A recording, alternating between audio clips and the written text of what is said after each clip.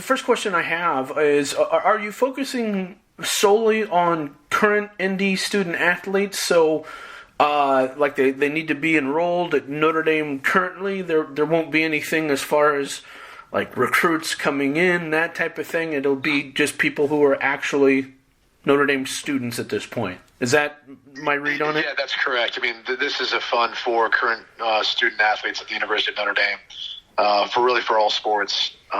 We've gotten started off working with, football players initially, but this is going to expand to really all sports. And, the biggest thing we want to do is make sure we highlight the philanthropic endeavors of the athlete and what they're passionate about and helping them build their brand, not only as an athlete and a student at Notre Dame, but also in what they care about and how they're trying to change the world. And so that's really what it's about. All the other stuff out there that, you'll see in regards to recruiting and NIL, that's all inducement in my mind. And that's all illegal. So I don't know how that's going to be viewed. But if at some point someone's going to step in and that stuff's not going to fly. So that's not what this is about. We want nothing to do with that.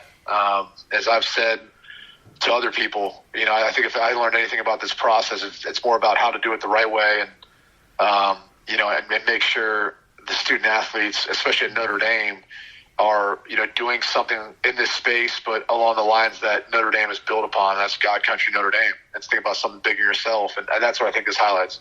All right.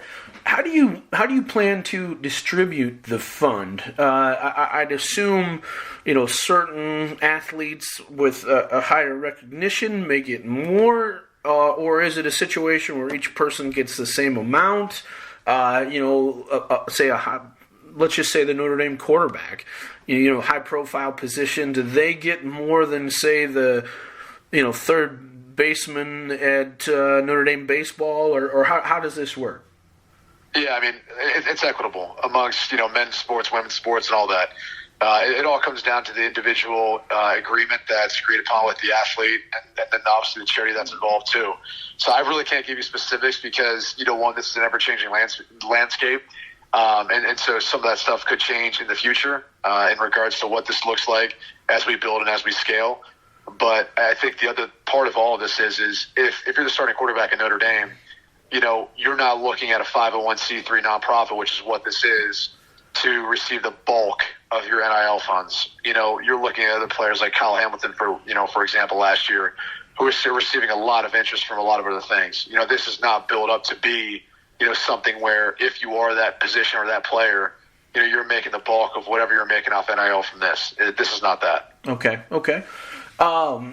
So basically, if a person, say just a normal alum, wants to donate to this fund, they have no way to know whether it's going to go to a football player. Let me stop you because that's not true. Okay. You can always endow funds. So just like any other 501c3 and nonprofit, you can, reach out to our Megan Witt, who's our COO, and you can say, hey, I want these funds to, go to a certain sport, a certain program. Now, by and large, a lot of people have already donated who, just want to help the better, the greater part of the student body. Sure. But if they wanted to go to a certain program or a certain sport, they're more than welcome to do so. Or, they wanted to go to a certain athlete, we can try to work with that athlete to be able to make that happen.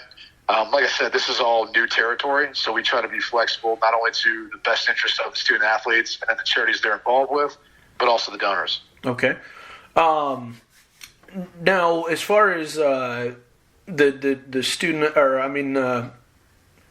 as far as have you set up any current situations with student athletes? Do you have anything running now, and what would be? Yeah, but we're not going to get into details. Not to. This is something that we don't want to create issues within locker rooms like you're seeing at Texas A&M or like you're seeing other places right now. Sure. So when you see student athletes out promoting different charities, there's probably a strong likelihood that, fund is involved in some way. But, again, until we're told otherwise or until, these student athletes and the sports teams and all that want to make this stuff more publicized, we'll let them determine that.